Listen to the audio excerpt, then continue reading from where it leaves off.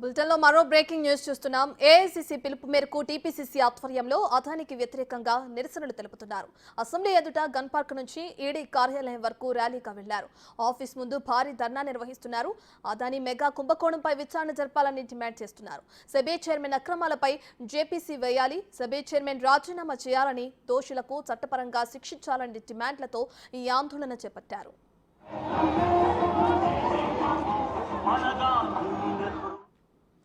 ఇదే అంశానికి సంబంధించి మరింత సమాచారాన్ని మా డిప్యూటీ బ్యూరో చీఫ్ సాదిక్ అందిస్తారు. రైట్ సాదిక్, ఇప్పటికే చూసుకుంటే అసెంబ్లీ నుంచి గన్ పార్క్ నుంచి ఈడీ కార్యాలయం వరకు ర్యాలీగా వెళ్తున్నారు కాంగ్రెస్ నేతలు. దీనికి సంబంధించిన డీటెయిల్స్ ఏంటి?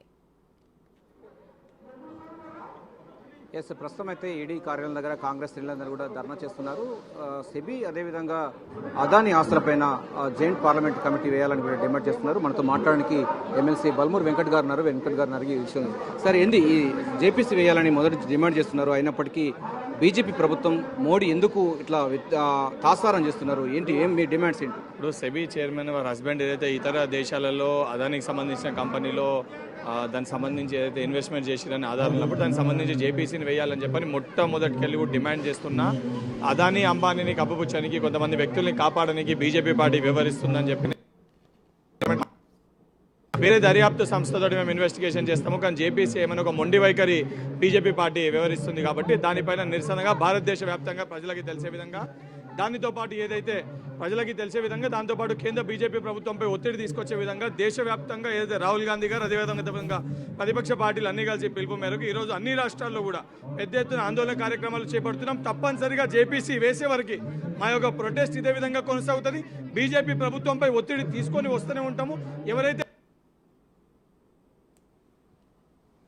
గతంలో కూడా నల్లధనాన్ని ఇతర దేశాలకు తరలిస్తామని కూడా డిమాండ్ చెప్పడం చెప్పింది. ఆ తర్వాత మళ్ళీ ఇప్పుడు ధనాన్ని కూడా ఇతర దేశాలకు మారిషస్ కు వెళ్తున్న పరిస్థితి కనబడుతుంది. మోడీ గారు కేవలం మాటలకి చెప్పడు తప్ప వాస్తవాలకి ఎక్కడ కూడా ఇప్పటివరకు నల్లధనాన్ని తీసుకురాలే. ఇక్కడ ఉన్న ఏదైతే నల్లధనాన్ని దోచుకున్న వ్యక్తుల్ని బయట రాష్ట్రాలకి పంపించడము, ఏదైతే బయట దేశ ఉద్దేశపూర్వకంగా బడాబాబులని కాపాడే ప్రయత్నం బీజేపీ పార్టీ చేస్తుంది. పేదల పక్షపాతిగా కాంగ్రెస్ పార్టీ ఏదైతే పేదలకి రావాల్సిన సొమ్ముని బడాబాబులకి దోచిపెడుతుంది కాబట్టి పేదల పక్షాన బడుగు బలైన వర్గాల పక్షాన రాహుల్ గాంధీ గారు, మా గౌరవ ముఖ్యమంత్రి రేవంత్ రెడ్డి గారు పోరాటం కొనసాగిస్తున్నారు. ప్రధానంగా దేశంలో పేదవాళ్ళు మరింత పేదలుగా, ధనవంతులు మరింత ధనవంతులు అవుతున్నారు. అదాని, అంబానీ లాంటి వాళ్ళు ఇంకా ఎక్కువ తమ యొక్క షేర్లు పెంచుకునే పరిస్థితి కనబడుతుంది. ఇందులో ప్రమేయంగా సెబీ ఉందని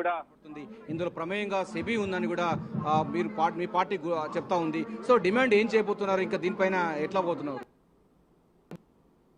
తోటి కొన్ని పత్రికలు ఏదైతే ఇంటర్నేషనల్ పత్రికలు కూడా ఎవిడెన్సెస్ తోటి రాయడం జరిగింది.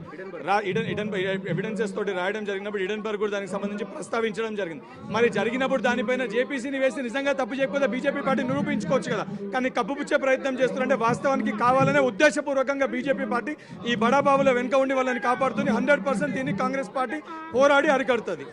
ప్రధాన రత్న చూసినట్టయితే మనకు ఏఐసీసీ పిలుపు మేరకు అన్ని ఈడీ కార్యాలయాల దగ్గర అయితే కాంగ్రెస్ పార్టీ శ్రేణులందరూ కూడా ధర్నా చేస్తున్నారు. తక్షణం సెబీ సంబంధించిన ఆమె అరెస్ట్ కావాలి, ఆమెను రాజీనామా చేయాలి, అదేవిధంగా సెబీ పైన అదే అదాని ఆస్తుల పైన కూడా పూర్తి స్థాయిలో కూడా విచారణ జరిపించేందుకు గాను జాయింట్ పార్లమెంట్ కమిటీ వేయాలని కూడా డిమాండ్ అయితే చేస్తా ఉన్నారు. కాంగ్రెస్ పార్టీ శ్రేణులందరూ కూడా ఈడీ ఆఫీస్కు రావడానికి మనకి అసలు ముఖ్యమంత్రి రేవంత్ రెడ్డికి అదేవిధంగా డిప్యూటీ సీఎం బట్టి విక్రమార్క కూడా రాబోతున్నారు. సో తక్షణం కేంద్ర ప్రభుత్వం జేపీసీ వేయాలి, దీనిపైన పూర్తి స్థాయిలో విచారణ జరిపించాలని కూడా డిమాండ్ చేస్తున్నారు. Vote right, thank you Sadiq.